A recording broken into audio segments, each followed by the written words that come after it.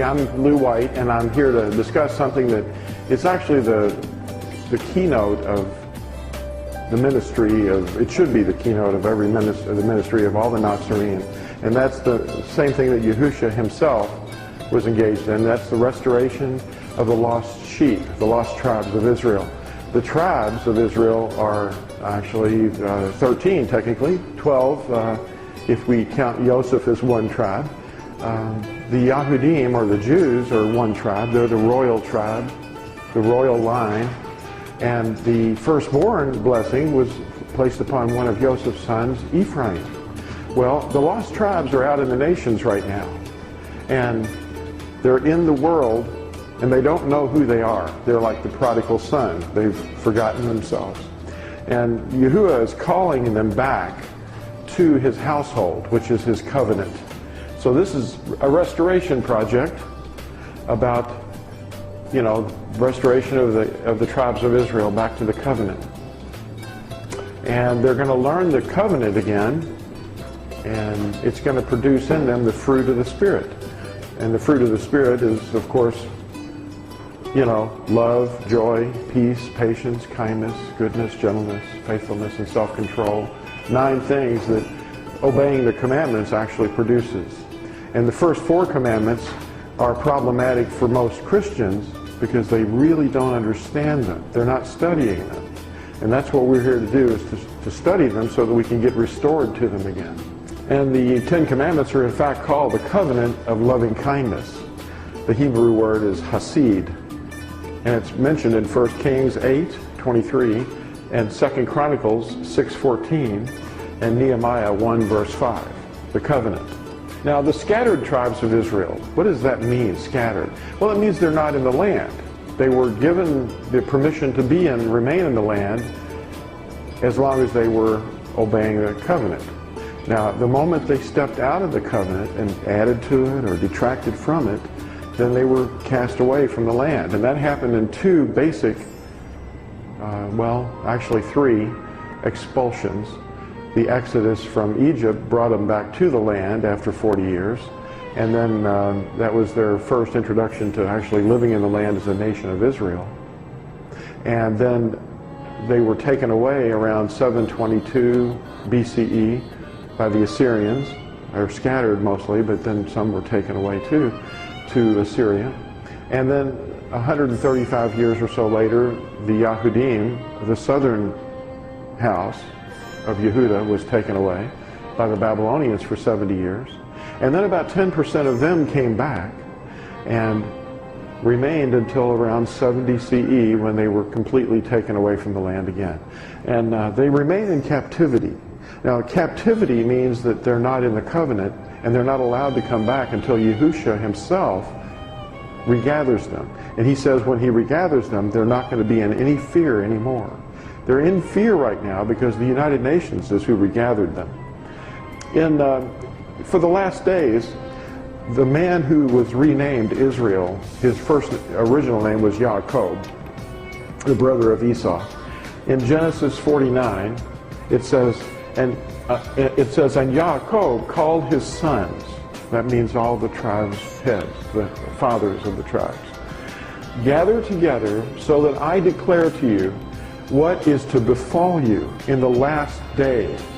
Gather together and hear, you sons of Yaakov, and listen to Yisrael, your father. And that was what he said. You ought to read that. Now, in Yaakov, the man named Yaakov, who was the brother of Yahushua, they called James. In verse 1 of his book, he says, or his letter, Yaakov, the servant of Elohim, and the master of Yahushua Messiah, to the 12 tribes who are in the dispersion, greetings. So that's the greeting right there at the beginning, opening line of his letter. He's addressing the letter to the 12 tribes who are in captivity, in the dispersion.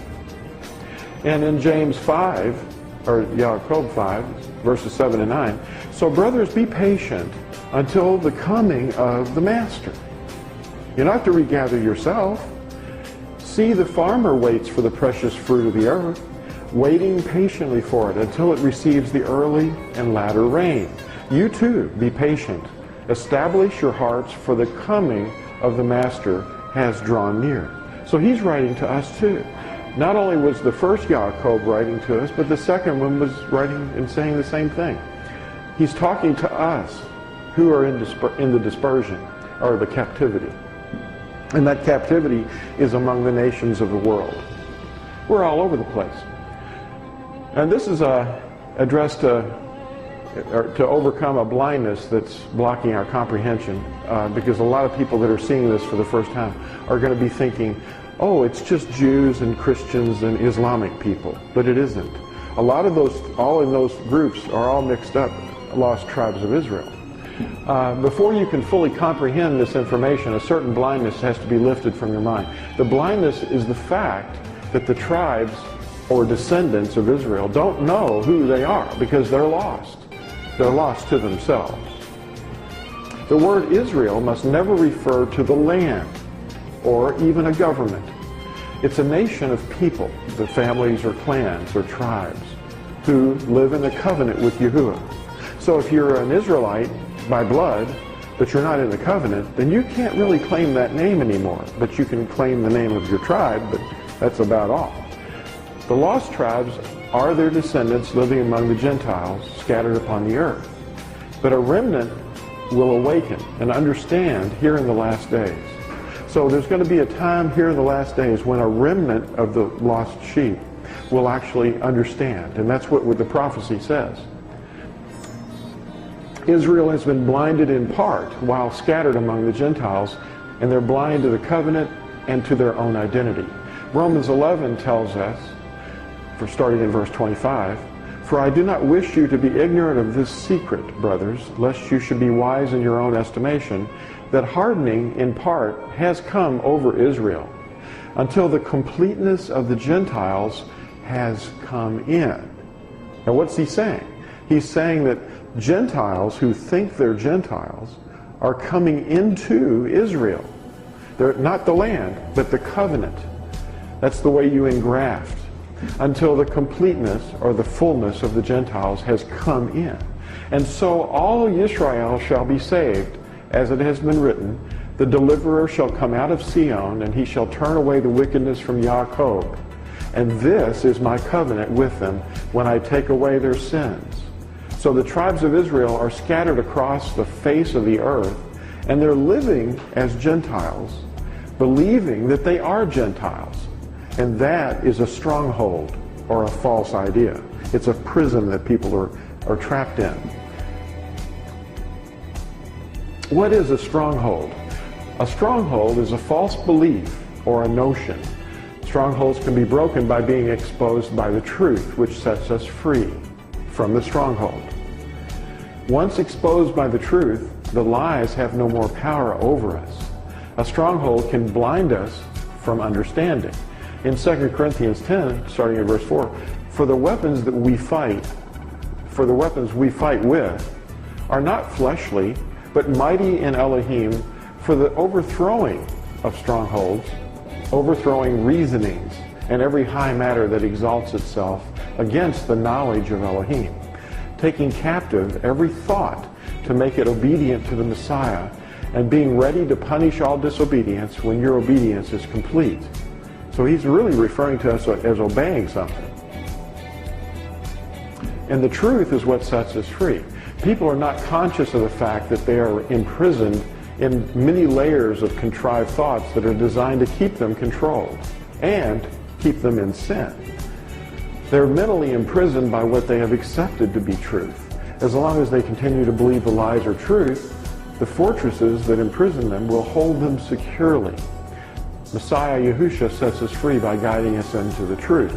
So if we believe that we're going to be benefited by doing something that some man made up, such as a sacrament, that's not in the scriptures. Something that they're told is going to imbue something special in their heart or their lives that isn't real.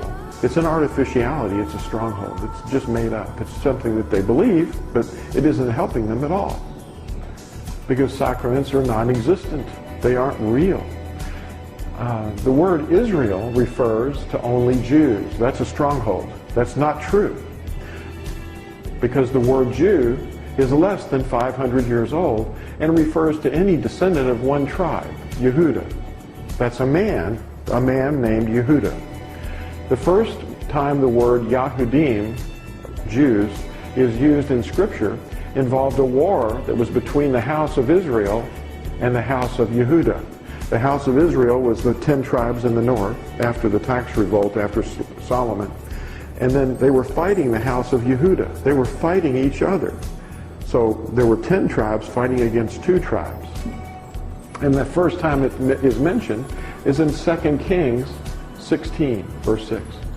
To mislead us, the enemy of our beings, who's the dragon has always been the enemy of Israel and the enemy of the Nazarene, has set before the nations his prophet. The adversary, Hashatan, has a prophet, the false prophet. And it's an office of authority which has been established to oppose or mislead the set-apart people. The elect, or the children of Israel, are called Kodeshim. That means the set-apart ones. If you're in the covenant, then you're set apart because you have a relationship between Yahuwah and yourself. You know, there's a relationship. But a lot of Christians are saying, I want that personal relationship. But there's only one personal relationship that Yahuwah has offered, and that is through the mediator of the covenant, Yahusha. The covenant is the relationship. So you obey the 10 Commandments mediated by Yahuwah, who writes them on your heart, and that is your relationship. So the children of Israel are all 12 tribes. Here we go. Now, what did the false prophet promote about who Israel is? Now, people believe this, and that's why we're trying to expose it to the light. The term Israel has been misapplied to Christians who are not obeying the covenant. They believe they might be, but they don't know that they are not. It's a Gentile religious movement that developed without the Torah, but embraced the Messiah. So it's all about the Messiah, but it's not promoting what he teaches or brings with him. The term spiritual Israelite helps further confuse the sheep. Because what is a spiritual Israelite? Well, it's hard to say, because it's not anything that we can learn from Scripture. You're either in the covenant or you're not. Anybody can join. Now, this is one of the false prophets of the supreme Roman Catholic magisterium. That's all Roman and Latin stuff. He's just one of many. This is one. He's wearing white robes. And this system, or beast, this system is the beast, deceives the nation with a false method of salvation through contrived sacraments, which they teach imparts grace to the common people through their priesthood. And it's a hierarchy. The congregation of Yahuwah is all the people, not just the people that are ruling over the masses, because there's not supposed to be any of us ruling over one another. There's not supposed to be a separation between the ones that are running the show and the ones that are not. It's actually a giant circus, is what it really is. Here's some of the false prophet teaching. The eternal covenant is said to be annulled or superseded by the authority of the circus. Their circus has more authority than the written word. That's what they say. They celebrate the death of Yahusha, which is not what we do. We don't celebrate the death of Yahushua HaMashiach each time one of their deceived priestcraft officiates at a mass. This mother circus is the woman who rides the beast in Revelation 17 and 18. And it thinks to change times and Torah. If you see Daniel 7:25, you'll see that the fourth beast that's mentioned in Daniel and Revelation is changing the Torah and the set-apart times that we're supposed to. I mean, Sunday? Where's that written in Scripture? You know, where's Christmas or the bunny rabbit thing? That's not there. But the festivals of Yahuwah that was given to Israel are all superseded. But we're to be restored to those here in the last days. I mean, I'm not being hateful about people. I'm just talking about the teachings. Now, let's research the term Nicolaitanes in your own time. Look it up in a dictionary or an encyclopedia. Nicolaitanes is a word that means to conquer the people. Laity means people. The conquerors of the people, the ones who lord over the people. And there's not supposed to be anyone doing that. Yahusha said he hates the Nicolaitanes. Now, replacement theology, that sounds like a big term. What does that mean? Well, it means that Israel has been replaced with another group of people. And let me explain it. Through the centuries of false teaching, the nations have been lulled into thinking the original covenant with Israel has ended, and that Yahuwah has given up on the original 12 tribes, who they think are Jews. It's not just Jews. It's, all the lost tribes. Ephraim and Zebulun. This replacement, the replacement of the covenant theology, holds people in the belief that Christianity, specifically Catholicism's brand, has now become Israel. I asked my father, who was raised in Catholicism, I asked him who Israel is, and he said it's Catholics. That's because he was told that. Israel is not Catholics. They have to engraft. They have to become Israel. But they're not becoming Israel until they engraft into the covenant.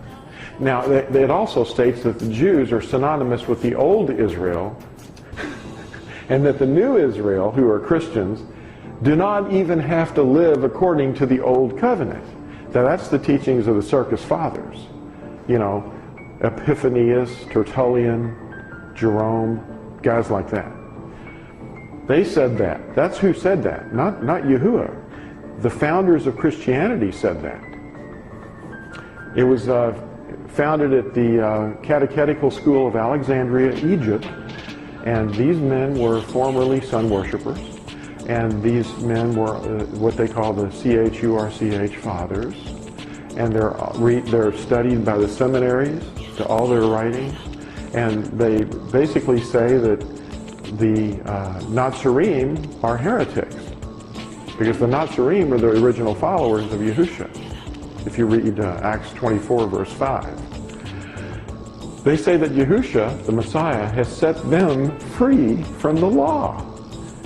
In these things, they misunderstand and mislead millions of living descendants of the tribes of Israel. They themselves are descendants of Israel, but they are kept in this deception.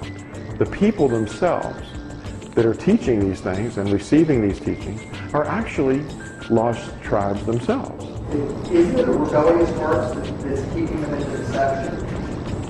If they were willing to open their heart and submit to Yahuwah, then that deception would fall away. That's true. If they were able to overcome, that's what overcoming is all about. You overcome the deceptions by acknowledging that these generic terms like, LORD and GOD, these are strange references to the Creator. But his real name, they do not want. That's a danger to them. And just a year or so ago, the false prophet actually told the world, that we are not allowed to use the name Yahweh as he understands it. Now that's very strange teaching, and it wouldn't be coming from anybody like our Messiah. Yahusha would never say, don't call upon that name when you come together. Who would say that? Because the adversary knows that things are getting very short, and the information about his work, the deeds of his deception, is actually being revealed. Now, Israel is to become the fullness of the nations. That's prophecy. The Messiah spoke of the coming deceptions in Mark 13:22. Quote, "For false messiahs and false prophets shall rise and show signs and wonders to lead astray, if possible, even the chosen ones." The elect, or chosen ones, are the descendants of the tribes of the man, Yaakov, who was renamed Israel, which means ruler with El. That's what the term Yisrael means. Now, those chosen to inherit the covenant were eventually to become an uncountable number and to become a company of nations. And that's given at Genesis 35:11 and 48:16, and even to the ends of the earth. Deuteronomy 33:17, Psalm 98:3, Isaiah or Yeshayahu 41 verse 9, 43 verse 6, 49 verse 6. So if the covenant is not believed to be in force right now, but there's a new one that replaces it, where would we find it? Well, let's look at the fact that Yahuwah says that the covenant is forever. Yahuwah's covenant with Israel will never end. Now that's a sure thing, because if you read Yirmiyahu or Jeremiah 31, verses 36 and 37, you'll see that. He took Israel to be his wife at Sinai. That was a marriage at Sinai. He clearly said that Israel would live in the land, but only on the condition that she kept his covenant. While not in fellowship with Yahuwah, through that covenant, Israel would be scattered until they turned back to, and that would be turning back to the covenant, and they would turn back to it while they're among the nations in the latter days. So in the latter days, we're going to come back to the covenant and start walking according to the Ten Commandments. And that's confirmed by all the prophets. See Amos verse 9, Zechariah 10, Ezekiel 37, Yirmiyahu or Jeremiah 3, and chapter 16, and all of chapter 31. Yirmiyahu 31 is very, very important. Read that whole chapter. Now, redemption, the redemption is our, when we actually get born. Because right now we're begotten. We've received a portion of his seed, being the Ruach HaKodesh, the Spirit of Messiah in us, to change our minds and viewpoints. So the return of the lost tribes is going to happen when we're redeemed and we're born, because the whole universe is groaning for our redemption in our appearance as the sons and daughters. Zechariah 10 verse 9 says, "Though I sow them among the peoples, they shall remember me in places far away. They shall live together with their children, and they shall return." Now, that sounds like they're going to do it on their own power, but actually other prophecies show clearly that Yahuwah is going to snatch us. Now, Amos 9 verse 9 says, "For look, I am commanding, and I shall sift the house of Israel among all the Gentiles, as one sifts with a sieve, yet not a grain falls to the ground." He's not going to lose track of us. And in the last days we will reawaken. Yahuwah speaks to those living right now about who they are. Yahuwah says we will obey in the latter days while among the Gentiles. At Deuteronomy 4, which is really great, Deuteronomy 4, 5, and 6 give us a big giant picture of all of the scattering and regathering. At Deuteronomy 4, he reminds us of his covenant once again and repeats the covenant at Deuteronomy 5. And he tells us that we will again remember the words of Torah in the last days. Notice this one sentence. Deuteronomy 4:30, in your distress, that means your tribulation, when all these words shall come upon you in the latter days, that's the words of the covenant, then you shall return to Yahuwah your Elohim and shall obey his voice. That's how you return to Yahuwah, is by obeying his voice. When all these words come upon you in the latter days. And then notice this is reflected again in Deuteronomy 30, starting, the first 20 verses. "And it shall be, when all these words come upon you, the blessing and the curse which I have set before you, and you shall bring them back to your heart among all the Gentiles, where Yahuwah your Elohim has driven you, you shall turn back to Yahuwah your Elohim and obey his voice, according to all that I command you today, with all your heart and with all your being, you and your children, then Yahuwah your Elohim shall turn back your captivity." They're not going to turn it back themselves. "And you shall have compassion on, and he shall have compassion on you, and he shall turn back and gather you from all the peoples where Yahuwah your Elohim has scattered you." Now, when will Yahushua return and why? His disciples, or students, or Talmudim, ask him, when will this happen? When will these things happen? And Matthew chapter 24, I think phrases that question, and he explains it. Yahushua will return when the fullness of the Gentiles is restored to the covenant, since the Gentiles as a whole are the lost scattered tribes, the descendants of Israel. We must not attempt to regather ourselves to the land before the proper time, since our being scattered is the consequence of our not living according to the covenant. When he has restored us to his covenant, then he will return to gather us. Why? Because we are his inheritance. That's what Scripture says. So if we go back to the land of Israel before we're regathered, if we're standing on the soil of the land of Israel, that's the land of Israel, that's the people, then we're still in captivity. And so there's going to be rockets flying at us and people blowing themselves up to kill us. So he didn't say to go back to the land. He said wherever we're scattered, we're to return to his covenant. Now Israel's inheritance happens to be Yahuwah and his covenant, or his Torah. That's the word for instructions, how we're to live. The restoration to Torah is now underway. The regathering will occur at the end of the Great Tribulation. The end of the Great Tribulation, or the Great Distress, when he returns to reign forever on the earth. See, it's a matter of him coming to the earth and not us going to heaven, as many people understand.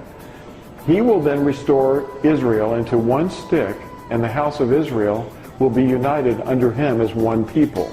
And that's seen in Ezekiel 37. For now, we are to be a light to the Gentiles, to awaken them to their idolatry and profanation of the covenant, but also to their heritage, Yahuwah and his covenant. The prodigal son parable is about the lost tribes of Israel, who left the father's household, which is his Torah, or his covenant. Now, the retelling of the covenant for the tribes in the last days is right here. Let's go through that, because whenever we meet together, we're instructed by Yahuwah to speak of them when we rise up and when we lie down and when we come in and go out and walk along the way or sit in our home. Now, number one is, I am Yahuwah, your Elohim, who brought you out of the land of Mitzrayim, out of the house of bondage. You have no other mighty ones against my face. Number two is, you do not make for yourself a carved image or any likeness of which is in the heavens above, or which is in the earth beneath, or which is in the waters under the earth. You do not bow down to them, nor serve them. For I, Yahuwah your Elohim, am a jealous El. That means mighty one. Visiting the crookedness of the fathers upon the children to the third and fourth generations of those who hate me, but showing kindness to thousands, to those who love me and guard my commands. Number three, you do not cast the name of Yahuwah your Elohim to ruin, for Yahuwah does not leave him unpunished, who casts his name to ruin. Number four, guard the Sabbath day to set it apart, as Yahuwah your Elohim commanded you. 6 days you labor, and you shall do all your work. But the seventh day is a Sabbath of Yahuwah your Elohim. You do not do any work, you nor your son, nor your daughter, nor your male servant, nor your female servant, nor your ox, nor your donkey, nor any of your cattle, nor your stranger who is within your gates, so that your male servant and your female servant rest as you do. And you shall remember that you were a slave in the land of Mitzrayim, and that Yahuwah your Elohim brought you out from there by a strong hand and by an outstretched arm. Therefore Yahuwah your Elohim commanded you to observe the Sabbath day. Now these are the ones that Christians and witches don't mind at all. Those first four are a problem though. Now, number five is, respect your father and your mother as Yahuwah your Elohim has commanded you, so that your days are prolonged, so that it is well with you on the soil which Yahuwah your Elohim is giving you. Number six, you do not murder. Number seven, you do not break wedlock. Number eight, you do not steal. Number nine, you do not bear false witness against your neighbor. And number 10, you do not covet your neighbor's wife, nor do you desire your neighbor's house. his field, nor his male servant, nor his female servant, his ox, nor his donkey, or whatever belongs to your neighbor. Now, Yahuwah has hidden the lost tribes of Israel among the Gentiles. If you read all of Yeshayahu, chapter 49, and Ezekiel, or Yehezkel, and you'll find out that the whole of Ezekiel, or Yehezkel, is about the scattering and regathering plan. So the whole book starts off explaining how he's going to they're going to break the covenant, he's going to scatter them, and then at the very last days he's going to regather them. Now, it also mentions how the plan that he has for his people to whom the Gentiles must engraft. And that's through the covenants. If you read Ephesians chapter 2, verses 8 through 13, and Romans chapter 11. So the Gentiles must engraft to Israel. The Christians believe that the Jews have to become Christians.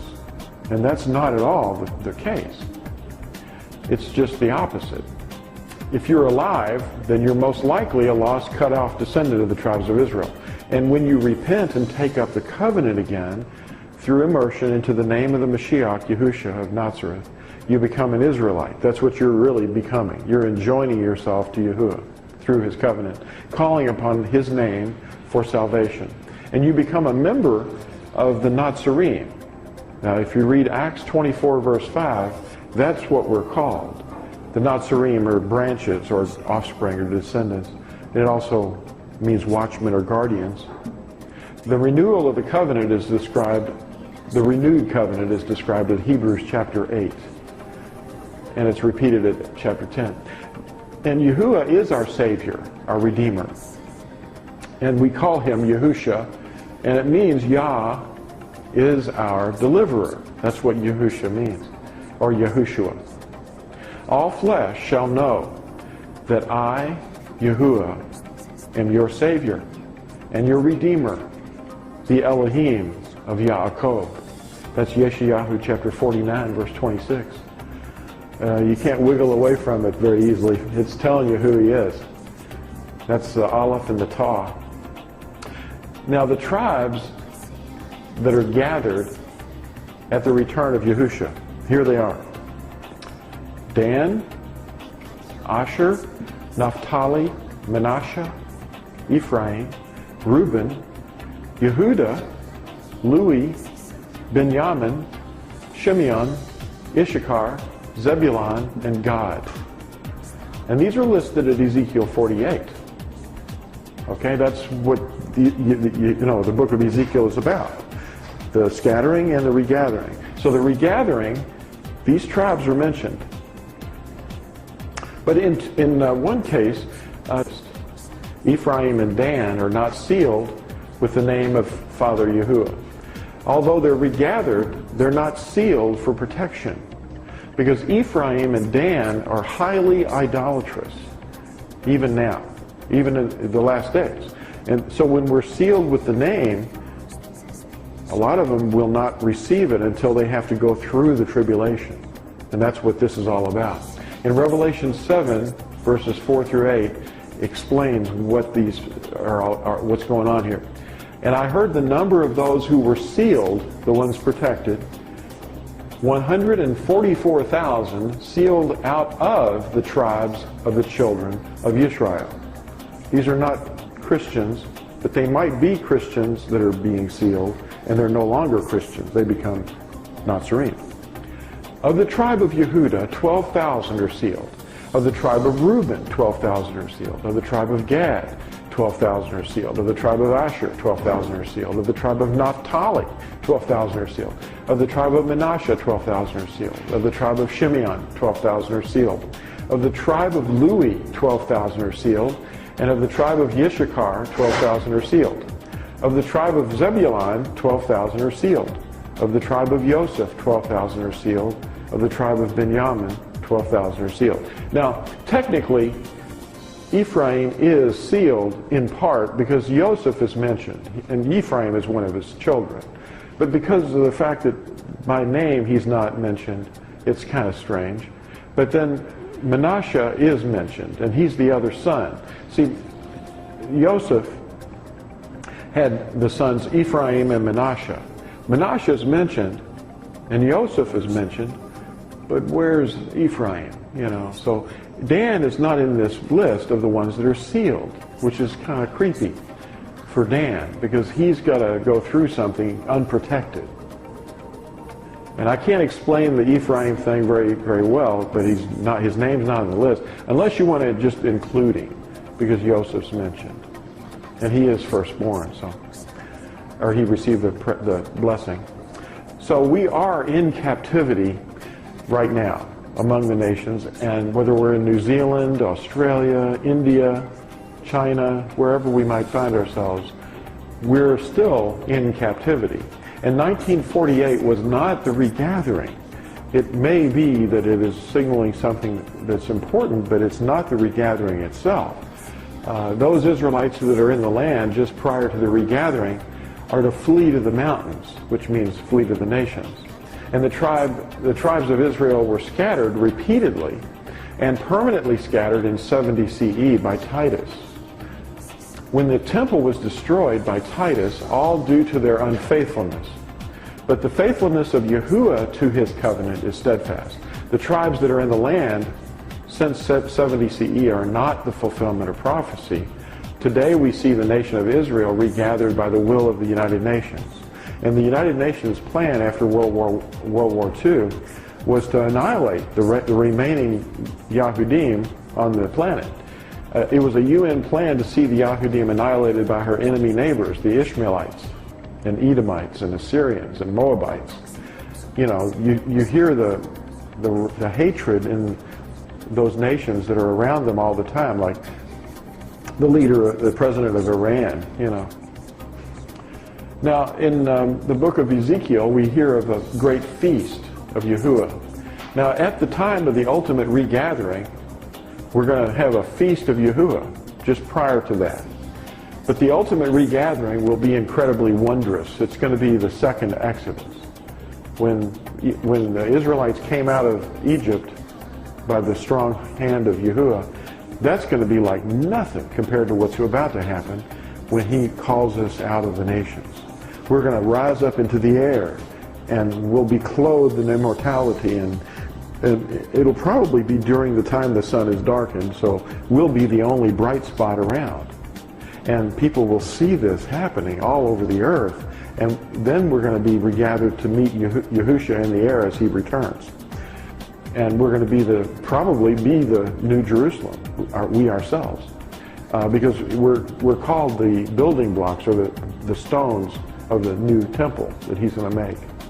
Now, those who are stubbornly in the land now are still in captivity, having all sorts of problems, and if they remain there, great tribulation is in store for them. Yahuwah stated that Israel would be scattered, and in the latter days they would obey his covenant while still in their captivity among the nations. When the fullness of the Gentiles comes in to the covenant, Yahusha will return and regather them from the ends of the earth. We're not to regather ourselves to the land prior to his return. Otherwise, we'll become part of the great feast of Yahuwah, fed to the birds and the beasts at the end of the Great Tribulation, just prior to Yahusha's return. And you can read of this in Ezekiel 39, verses 17 through 29. Yahuwah says, we will obey in the latter days while we're among the Gentiles. In your distress, when all these words come upon you in the latter days, then you shall return to Yahuwah, your Elohim, and shall obey his voice. It doesn't say they're going to move their address. It says they're going to return to Yahuwah and obey his voice. And it shall be, when all these words come upon you, the blessing and the curse which I've set before you, and you shall bring them back to your heart among all the Gentiles, where Yahuwah, your Elohim, drives you, and shall turn back to Yahuwah, your Elohim, and obey his voice. According to all that I have commanded you today with all your heart, with all your being, you and your children, then Yahuwah, your Elohim, shall turn back your captivity and gather you. That's what this is about. And if any of you are driven out to the farthest parts of the heavens, from there, Yahuwah, your Elohim, does gather you. And from there, he does take you. And that word take is in the Greek, it would be harpazo, which is what Christians get the seizing from, you know, the rapture, raptus. Here's the land as it was occupied around 900 BCE during the reigns of King Daud and Shlomo. We have basically Yehuda, and we have the river here, and we have Ephraim just above Benjamin. So Benjamin and Yehuda made up the house of Israel, and there's Ephraim, and that was considered the head tribe of the northern tribes. And there's Manasseh, and Naphtali, Asher, Zebulun, Gad, and Reuben. Anyway, the Philistines were right over here on the coast, right here, and Dan is up there. But why are the tribal lists different in the book of Ezekiel and the book of Revelation? Well, Revelation 7, the pre-tribulation sealing of the tribes with the name of Yahuwah in the foreheads of the 144,000 is for their identification so that they can be protected. But in Ezekiel 48, it lists all the tribes regathered to the land during the millennium. So that's the 1,000-year reign at the beginning, when Yahushua returns, when Dan and Ephraim are restored. So they're restored. Dan and Ephraim are mentioned in the list in Ezekiel 48, but they're not protected. That's the difference. The 10 northern tribes of Israel were also known as Ephraim because of the head tribe, but they were also living in a place called Shomeron, which is where we get the word Samaria. Samaria is a little bit of a corruption of the word Shomeron. So they're called Samaritans. That's the name of the 10 tribes given to them because they lived in a place called Samaria. And Omri was one of the kings that lived in northern Israel that set it up, the establishment of the government of northern Israel. And it's all, we can call it Samaria for people that understand it better. That's where the Good Samaritan was referred to. Anyway, they were scattered over 2,700 years ago by Assyria. Many towns of Yehuda, which is in the south, were also attacked. So those who were displaced were not limited to only the 10 tribes. So all 12 were somewhat involved. Slightly over 14,000 were captured by the Assyrians. Now that's less than 1% of their population, because probably 99% of them just fled. And they kept hammering them for decades. So many of them went into the Mediterranean by ship and wound up at other colonies of Israel like Tarshish or Carthage or Kuryath. And there were many other colonies around the inner Mediterranean. Yes? And by land, many of them went north, and then some of them went to the west, some of them went to the east, and some of them came back around and became the Parthian Empire eventually. Right. There was no doubt about that. Some of them came by land to Germany and Scandinavia. And in fact, the very word Scandinavia has the tribal name Dan in the middle of it. Scandinavia. And I believe it was Pliny, a Latin historian, who mentioned the name Scandinavia for the first time, and he used that word because there were so many Danites there. In Denmark, Dan's land, the Danube River, they're waymarks that the tribes left. So, but they did go by land, and they went by sea as well. And there were many colonization phases. But the rest had fled over several decades by land and sea to the west, east, north, and south, to distant colonies and new lands, or the distant isles. Now take note of that word, distant isles. They became the Gentile nations, which was the great plan of Yahuwah all along.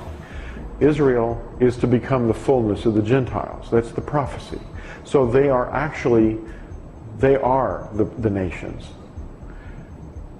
And Yahuwah shall scatter you among the peoples, and you shall be left few in number among the Gentiles where Yahuwah drives you. And from those few number, he's going to grow them, just like leaven inside of bread.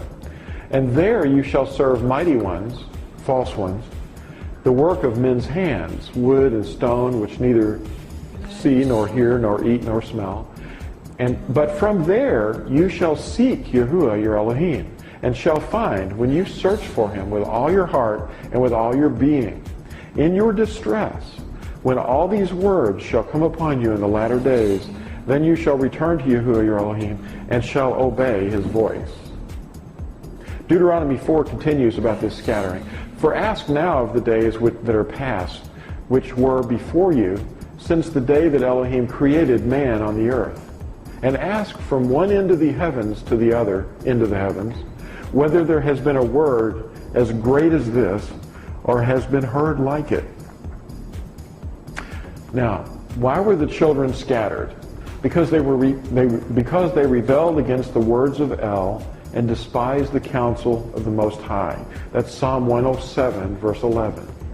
Because they rebelled against the words of Elohim, and they despised his counsel. They departed from the Torah of Yahuwah. According to their uncleanness and according to their transgressions, I have dealt with them and hidden my face from them. False shrine, temple, and priesthood at Mount Gerizim. That was another one. The northern tribes actually set up a false priesthood and a false temple, and they worshipped on Mount Gerizim, which was actually mentioned in Yahukin, or John chapter 4, when Yahushua was talking to the woman at the well. She asked him, you know, what's going on? Our fathers have taught us that we should worship in this mountain, but your people say to worship in Jerusalem, which is true. And he said, neither in this mountain nor in Jerusalem will true worshipers worship Yahuwah, but they will worship him in spirit and in truth. The northern tribes also added an 11th commandment in the Samaritan Pentateuch, and this is the 11th commandment that they added. You shall worship Yahuwah your Elohim in Mount Gerizim. So they added to the word of Yahuwah, which was prohibited.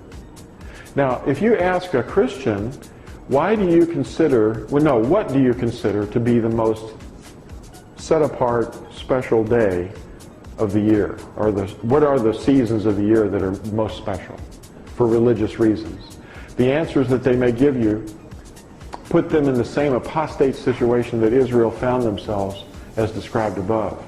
The physical regathering will not be accomplished by the arm of men, but only by Yahushua at his return. Just read Jeremiah 3, Ezekiel 37, and Ezekiel 48. So if you're thinking Israel really messed up back then and were worshiping falsely, then just see what a Christian is doing and ask them, what is that got to do with anything? They've reinvented things, you know, to apply to Yahushua, but he never commanded any of the things that they actually do. And some of them actually know that. So there's a slaughter that's coming on the mountains of Israel. All Israel is currently in captivity, including the remnant that has moved themselves back into the land. Those in the land before the regathering have serious problems ahead for themselves. It's a great feast of human flesh that's coming.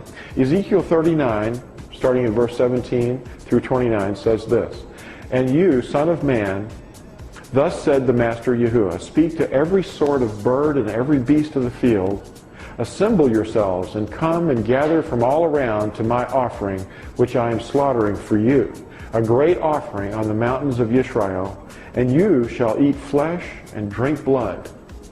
And the Gentiles shall know that the house of Israel went into exile for their crookedness, and because they have transgressed against me, so that I hid my face from them, and I gave them into the hand of their adversaries, and they all fell by the sword. According to their uncleanness and according to their transgressions, I have dealt with them and hidden my face from them. Therefore, thus said the Master Yahuwah, now I am going to bring back the captives of Yaakov, and I shall have compassion on all the house of Israel, and shall be jealous for my set-apart name. And they shall know that I am Yahuwah their Elohim, who sent them into exile among the Gentiles, and then regathered them back to their own land, and left none of them behind. And no longer do I hide my face from them, for I shall have poured out my spirit on the house of Israel, declares the Master Yahuwah. So wrath awaits those who do not call upon the name of Yahuwah. In Jeremiah 10, verse 25, it says, "Pour out your wrath on the Gentiles who do not know you, and on the tribes who do not call on your name. For they have eaten up Jacob, devoured him, and consumed him, and laid waste his home." The whole nation of Israel is actually currently in captivity, but awakening as the prodigal son does in the pigsty, to return to the father's household, and not to the land, but restoration is to his covenant. When the fullness of those returning to Torah is complete, Yahushua will return to receive us to himself. Yeshayahu 8:20 says, "To the Torah and to the testimony, if they do not speak according to this word, it is because there is no light in them." So Israel's mission has always been teaching the covenant to the nations. And Psalm 25:14 says, "The secret of Yahuwah is with those who fear him, and he makes his covenant known to them." So that's a very important thing to understand. So there's a secret. The covenant itself is kept secret. "Therefore go and make taught ones of all the nations, immersing them in the name of the Father and of the Son and of the set-apart Spirit, teaching them to guard all that I have commanded you. And see, I am with you always until the end of the age." Matthew 28. Now that's almost a reconstruction of what was told to Joshua, or Yahushua, the successor of Moshe. Now Yahushua is one who searches hearts and minds, but he's also the one who seeks and saves. And we have to identify who he's seeking to save in the scriptures. Yahushua came to seek and save that which was lost. It says it in Luke chapter 19, verse 10. Now what was lost? The ones that were Gentiles? Well, if they became Gentiles as a result of being lost scattered tribes, yes. Now, as his ambassadors today are driven to seek that which was lost, doing the same thing that Yahushua did and is doing, because Yahushua is actually doing this. He's seeking to, using his ambassadors who are driven to seek that which was lost and to raise up the tribes of Israel to the Torah in these last days, even while they're in captivity among the Gentiles. And our deliverer will reach to the ends of the earth to hunt down those who are lost. The prophet Yeshayahu, or Isaiah 49:6 says, Shall it be a small matter for you to be my servant, to raise up the tribes of Jacob, and to bring back the preserved ones of Israel? And I shall give you as a light to the Gentiles, to be my deliverance to the ends of the earth. Now this prophecy is not just about Yahushua personally when he walked the earth doing that work, but since his coming, through his disciples, he's doing this same job. And he's continuing to do it, and even more so as the latter days progress. So it's all him. This text is about him, but he's doing it through his ambassadors.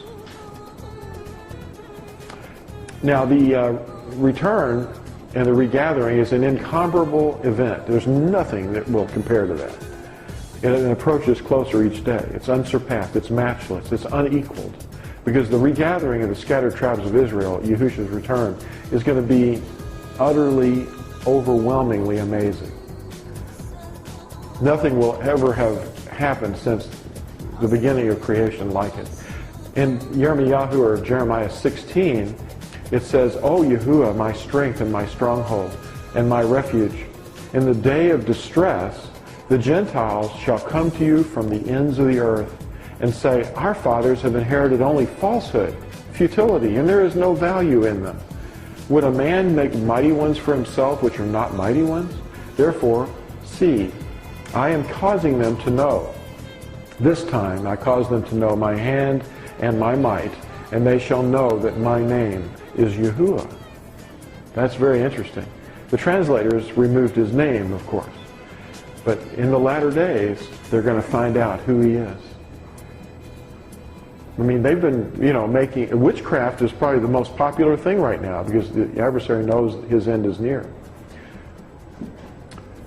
So the bride, a lot of people think the bride of Christ, the bride of the Messiah, is actually, who is that? Well, it's Israel. We're going to find that out. But the regathering of the lost tribes scattered over the earth will be a highly dramatic and a noticeable event. And Yahusha, the bridegroom, will be announced, and he will arrive, and he will tread the winepress of his wrath and redeem, that means regather his bride. And our redemption will be the regathering. So who are we? Those who are regathered are the bride, the 12 tribes of Israel. Revelation 21 talks about this. And one of the 7 messengers who held the 7 bowls filled with the 7 last plagues came to me and spoke with me, saying, Come, I shall show you the bride, the Lamb's wife. And he carried me away in the Spirit to a great and high mountain, and showed me the great city, the set-apart Jerusalem, descending out of the heaven from Elohim, having the esteem of Elohim, and her light was like a most precious stone, like a jasper stone, that's like a diamond, clear as crystal, having a great and high wall, having 12 gates, and the gates 12 messengers, and names written on them, which are those of the 12 tribes of the children of Israel. So do we see anything about Christianity in that, being the bride? He says he's going to show you the bride. It's kind of scary, isn't it? That people miss that. So that's all I have. Is there any questions or discussions?